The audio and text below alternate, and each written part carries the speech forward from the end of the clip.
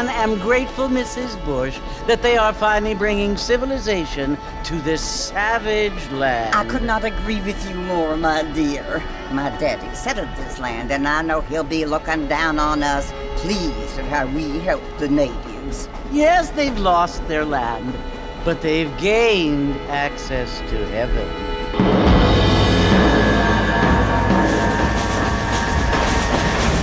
But Father, do you mean unless an innocent receives communion, they're destined to go to hell? It hardly seems fair. What I mean to say, Jenny, is that there is a great deal of difference between an innocent and a savage. I never thought of it that way. Yes, they lived like animals, but they're happier now.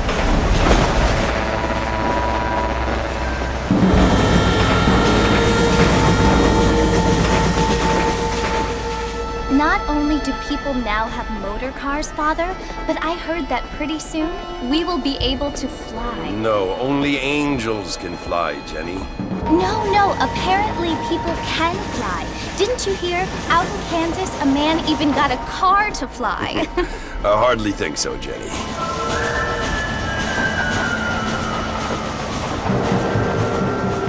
Apparently, Mr. Johns wants to run for governor, which is why he's so concerned with cleaning up the state. Nate Johns. Yes. His family is nothing but hillbilly trash that came here after the war. I don't want to be judgmental, but this state should not be ruled by such a disgusting family. A family without class. Apparently, the Johns family have made a lot of money, and he has a lot of friends in politics. Mrs. Bush, money isn't everything. There are many things that money cannot buy. It seems that money can buy voters, though.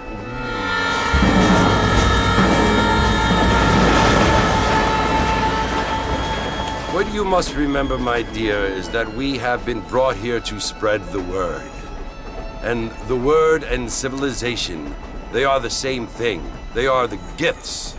It is the opportunity we have, the chance to live among people who are decent and who do not kill each other, and who let you worship in peace. It's so confusing, Father.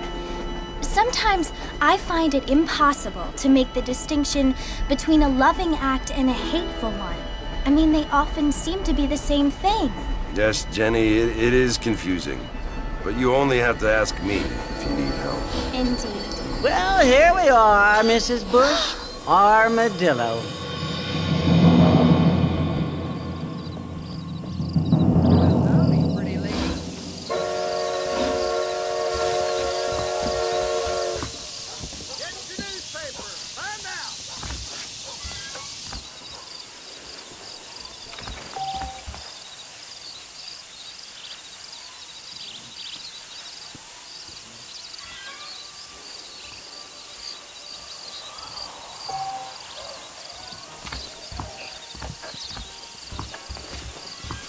Looking good.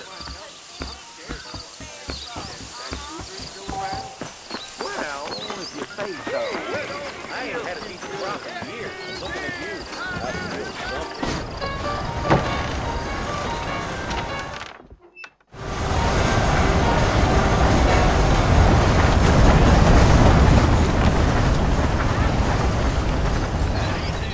Well, here, let's mount up and hit the trail. Go there.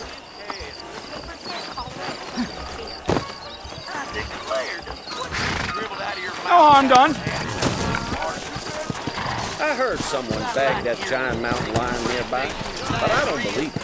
If you say so. Easy on the spurs now. We don't need to draw undue attention. There ain't no time to be stretching your legs, mister.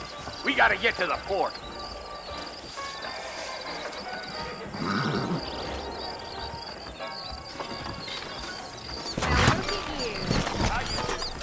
Let's go!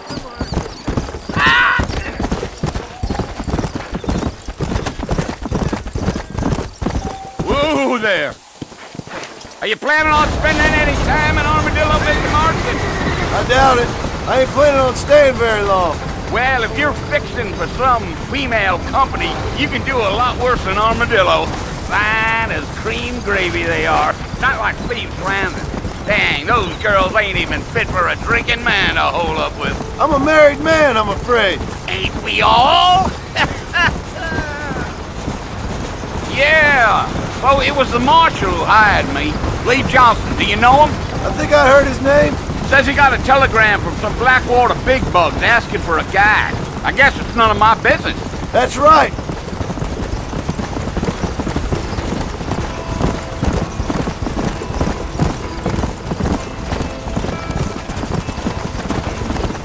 You ain't very talkative, are you? Nope.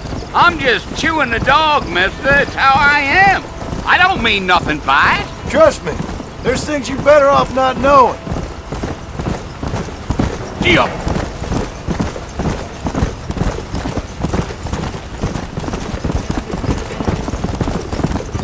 You don't look much like no Blackwater fella. That's because I ain't. If I'm being honest, I don't care much for those highfalutin big city types. Not much at all. Blackwater ain't much of a city. More of a town with delusions, but no, me neither.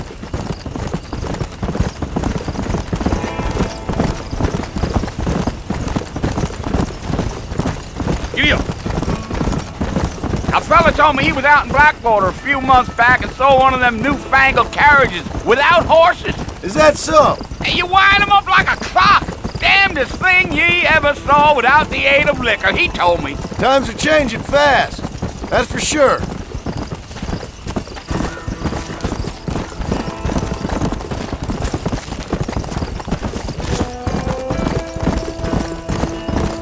So who's this friend you're looking for? Nobody you need to concern yourself with. Never you mind all my questions, Mr. Marston. I just reckon you might be barking at a knot heading for the fort. We'll see when we get there. Well, I sure as hell ain't sticking around. Fort Mercer ain't no place for an old man like me to be a dawdling around.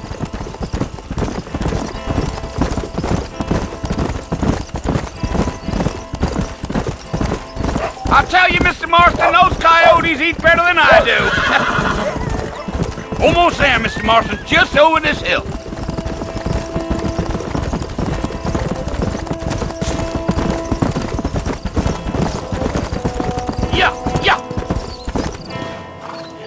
Listen, mister, this here's what's left of Fort Mercer.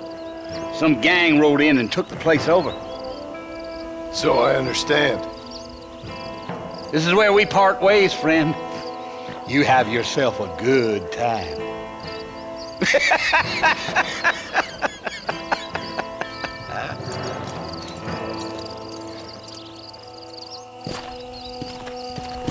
Yeah.